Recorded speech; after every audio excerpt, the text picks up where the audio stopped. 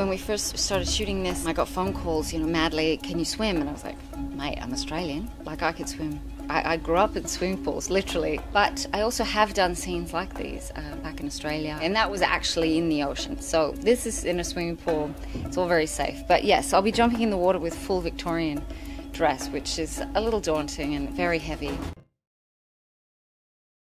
So much play you can enjoy when we're really just creating a fictional character but that everybody knows about. There's great references, Our audience seems to enjoy and appreciates where we take liberties with fictional history.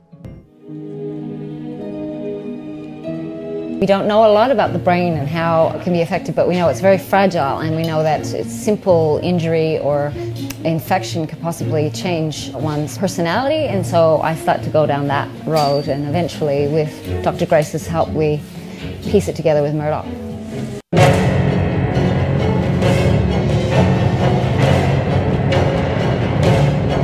Probably my first instinct being an actor would be to act like them. No one's going to try and eat you if you're one of them. I'd stagger around, drool, and try to eat people and get the hell out of there.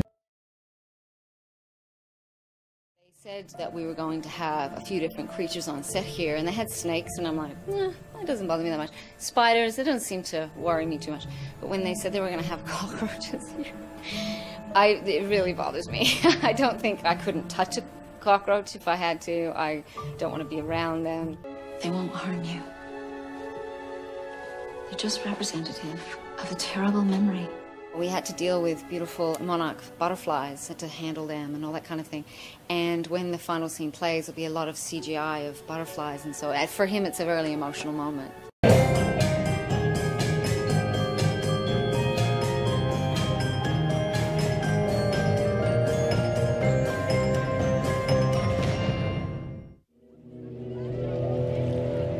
I'm not one to be superstitious in that way, and I don't believe in any of it. But that's just me. No comment.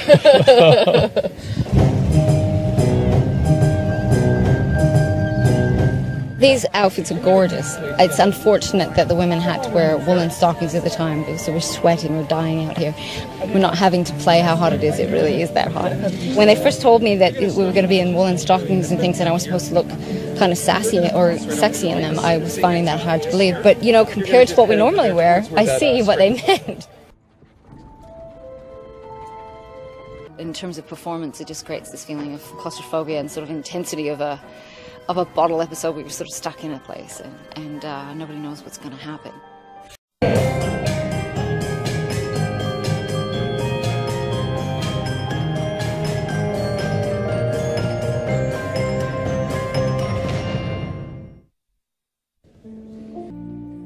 A dying man confessed to murdering his wife, and I found the body exactly where he said he buried it. And? He wasn't in the city at the time of the murder. What? From the beginning with William and Julia, it was an intellectual sort of coming together. Our work excites us, and we get really excited about, discussing cases, and we're into dead bodies. And over time, that attraction has obviously grown and gone through a million different ups and downs. But what you develop then is just this incredible sort of love for one another, really. But what's really interesting now is we're cycling back through the attraction. She married someone else, and that sort of neuters any kind of thought of the physical attraction. But now we're having a whole renaissance there, where the connection's always been there in a very emotional and mental way. The physicality is coming back, and that's what we're playing with a lot in this season. Julia, there are people everywhere. How ridiculous it is that women should have to wear black woolen stockings in this heat. Finally now we're free to be together if we want to, and so we're just trying to find our natural rhythm as a couple as to when that might happen, when he might pop the question. We're not forcing a subject in that it's like got that inevitability about it, so it certainly builds an excitement that we haven't felt for a long time that seems to relate back to when we first met. I hope the great Detective Murdoch isn't ready to give up. We'll find it, William. We, Julia? Yes, William.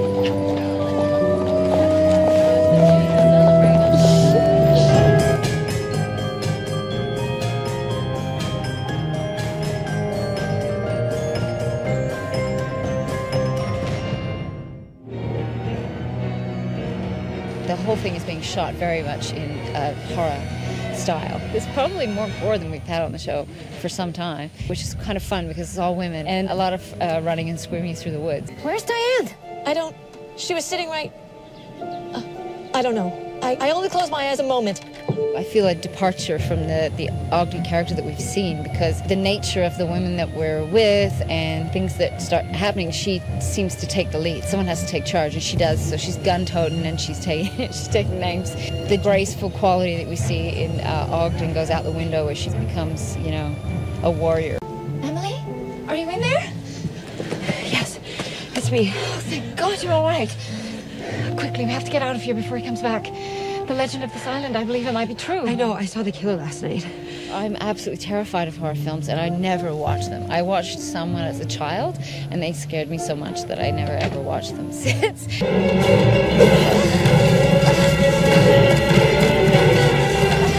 Always in horror films, you're like, why? Why do you need to go into the woods right now? That's why I can't watch them. But it's why people love to watch them, so I'm sure they'll find this great. That women are deserving of the right to vote. Of course. I intend to see that women's suffrage is achieved in my lifetime. And I can't do that without people like you at my side. The suffragette movement is something that I think Ogden's really excited about.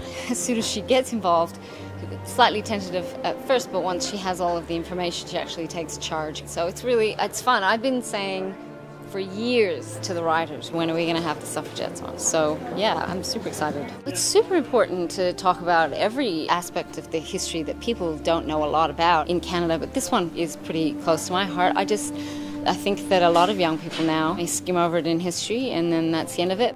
The suffragette movement is something that I think Ogden's really excited about. Once she has all of the information, she actually takes charge completely and strangely takes over from her main suffragette character, which I think is really amusing. My favourite place in Toronto is Cherry Beach, which have these wonderful parties all through the summertime.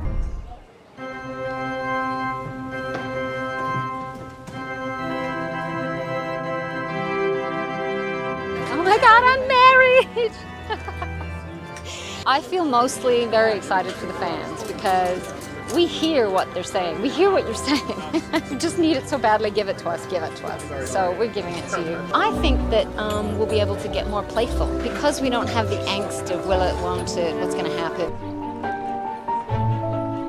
I actually go through a whole process of looking at real period photographs of weddings. There's lots of ideas out there, but they have to work for the actress that you're actually dressing and for the character. This is just a skirt, and then the train is going to be separate, so it'll be much longer. Oh, right. I do a whole actual series of drawings, and then from that I bought all the fabric, all the lace, and all the antique pieces that need to go onto it.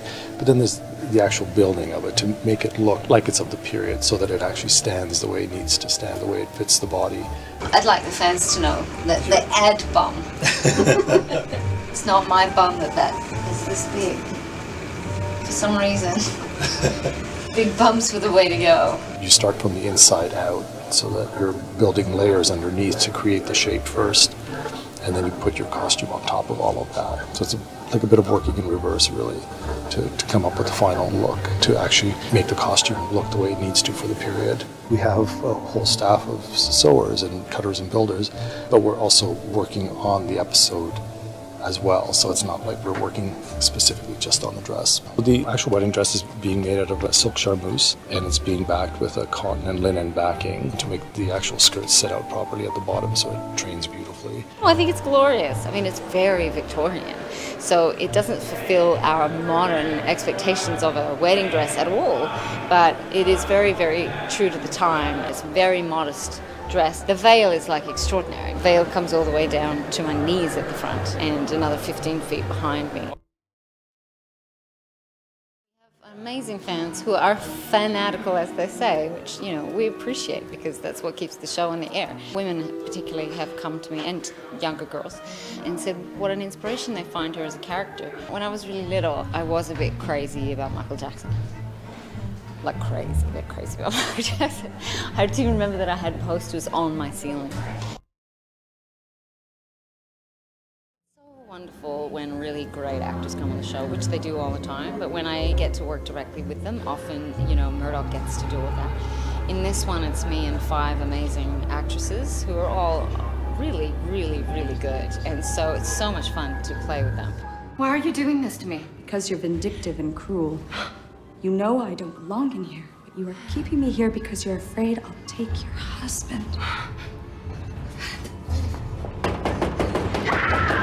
We're in the dungeons. It's been 3 solid days of working in these asylum scenes and physical fighting and a lot of screaming and emotional people, so it's pretty intense.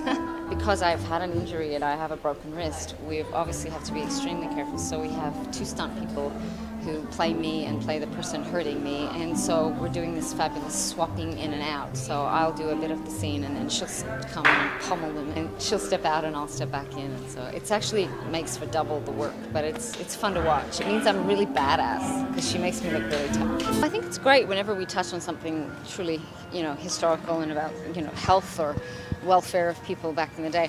It is pretty dark and it's great for stories. Dark, dark stories, but a little sad for the people. We can't ignore the possibility that one of the other women in the ward is the killer. What about Rose Maxwell's admissions? She's a deluded woman, Julia.